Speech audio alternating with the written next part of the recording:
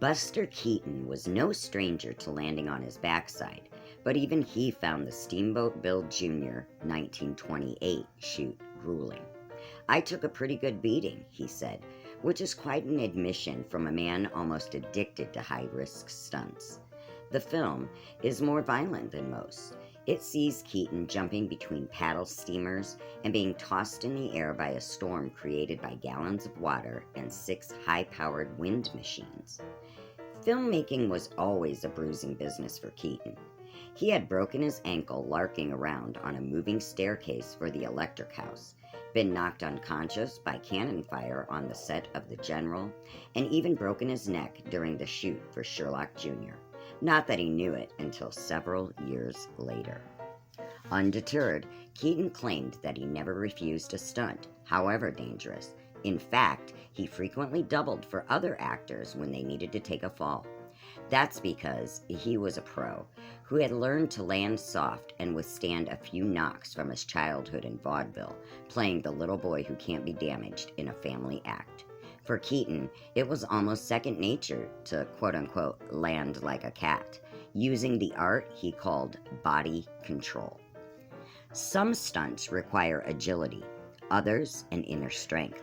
The crowning glory of Steamboat Bill Jr., possibly Keaton's greatest gag of all time, was a stunt as beautiful as it was potentially lethal, but it required him to simply stand still. And he didn't get a scratch on him.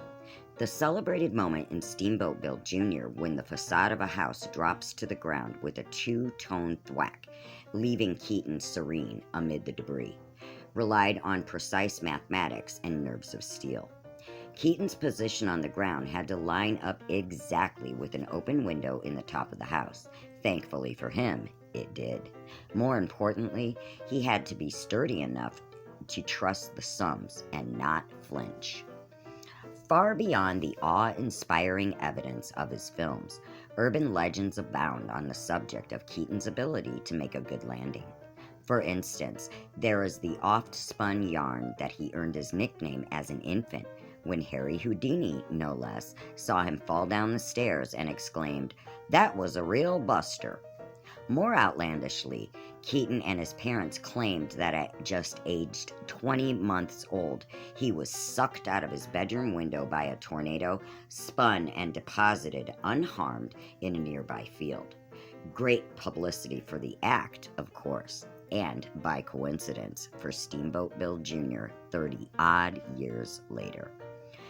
Whether Keaton really did possess heroic powers of invincibility or not, he was tougher than most of his Hollywood peers. In fact, he was a bit of a throwback. In the early days of cinema, stars could hardly afford to be delicate flowers. But by the time that Keaton made Steamboat Bill Jr. in 1928, stunt doubles and safety regulations were making life easier.